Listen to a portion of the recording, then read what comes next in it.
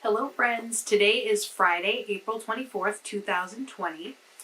Before I get started on today's read aloud, I wanted to say that we had a birthday on Monday, April 20th that I missed. So happy birthday, Abner. I hope that you had a great birthday and I hope that you got to eat lots of cake. So we are going to read today The Magic Kaleidoscope by Sheila Black, illustrated by Paul Selwyn. Sorry, there's a little bit of a glare. This was one of my favorite books when I was a kid. It came out the year after I was born, and it is one of my favorites. So, I'm going to have to move a little closer so you can see all the pictures. I love the illustrations in this book. So here we go. Just a little. Okay. Joey peered into the open window. Mr. Nostromo, a magician, was standing inside, holding a funny blue tube covered with silver stars, moons, and planets.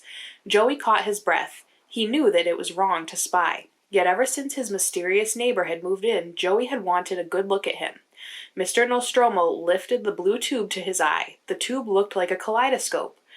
In fact, it was a kaleidoscope. As far as Joey watched, Mr. Nostromo chanted, "Whirl down from afar, kaleidoscope bright, cast diamonds and stars for my delight. Colors change, magic reveal, make the real magical, and the magical real." There's Mr. Nostromo, and there is Joey looking in the window down there. The magician turned the kaleidoscope tube clockwise 3 times. What happened next surprised Joey so much he almost fell over backwards. Mr. Nostromo's ordinary living room was transformed into the most amazing, fabulous room Joey had ever seen. Mr. Nostromo's brown couch and beige armchairs shimmered with ever-changing colors and patterns. Diamonds and starbursts danced across the walls and floors. The couch and the armchairs went from rainbow-colored stripes to plaid to polka dots in the twinkling of an eye, and the painting of flowers on the wall changed from orange to pink to purple to blue and back again. I love these illustrations. They're so bright.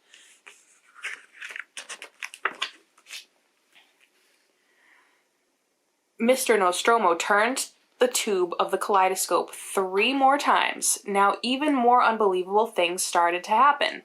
The couch sprang to life and yodeled a cowboy song. The armchairs tap-danced around the room. The flowers in the painting leaped out of their frame and performed a ballet on the coffee table, which giggled, "Stop, stop, you're tickling!" Joey's eyes almost popped out of his head. There's the couch. And a bigger picture.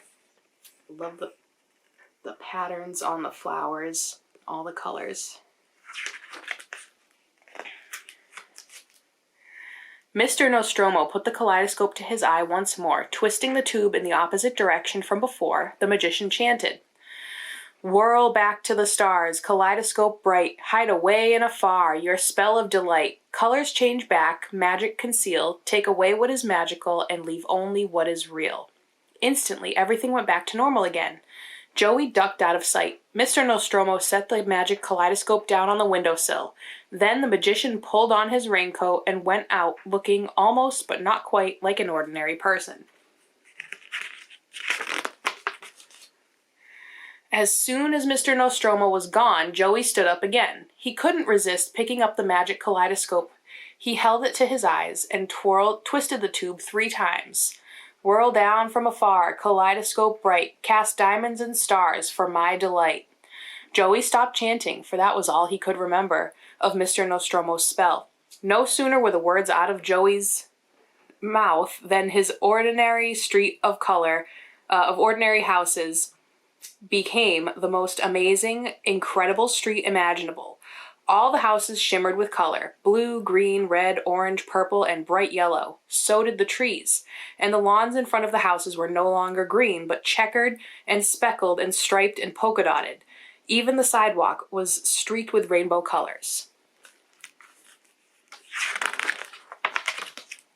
We have 2 whole pages of illustrations. This part of the book really reminds me of Lisa Frank.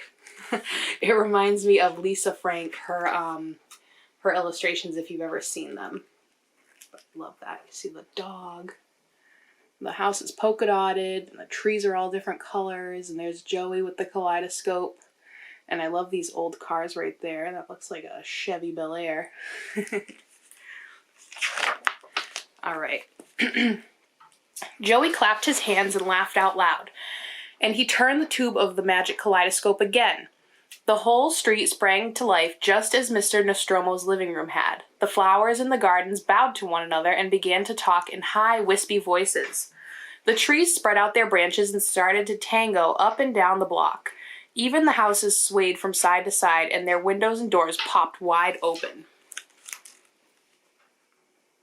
Look at all those colors, the flowers, the roof. I wish my roof looked like that. We have some more pictures here of the outside, the neighborhood. Uh-oh, Joey, what have you done? The dog.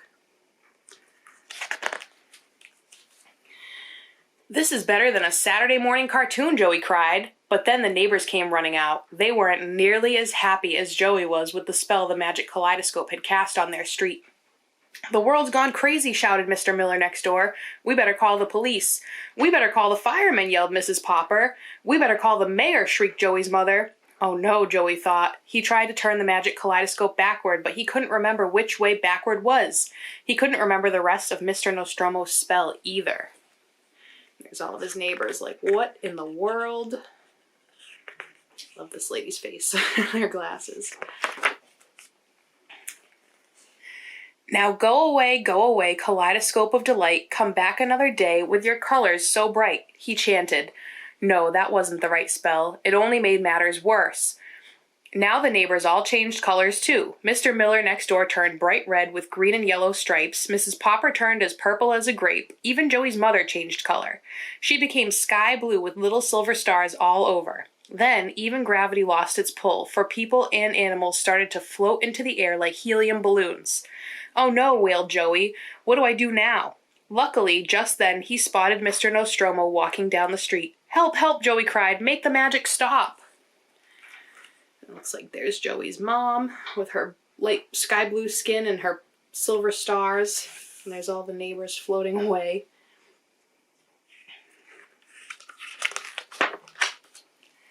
Mr. Nostromo stretched his arm up for the kaleidoscope. He quickly chanted the proper spell.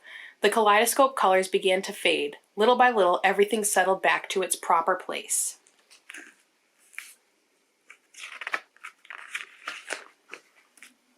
"Hello," Mr. Miller said to Mrs. Popper. "Nice weather we're having." "Sure is," said Joey's mother. "Not too hot for July." Joey breathed a sigh of relief. Clearly, none of the grown-ups could even remember what had happened. Then he saw Mr. Nostromo looking at him very sternly.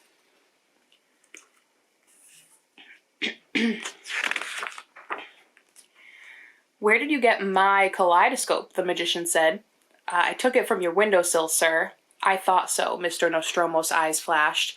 "I ought to turn you into a horned toad or a spotted newt or a—" "Please don't," Joey pleaded. "My mother would never get over it." "No," Mr. Nostromo said. "I dare say she wouldn't. But what you did was wrong." "I know," said Joey. "I'm sorry."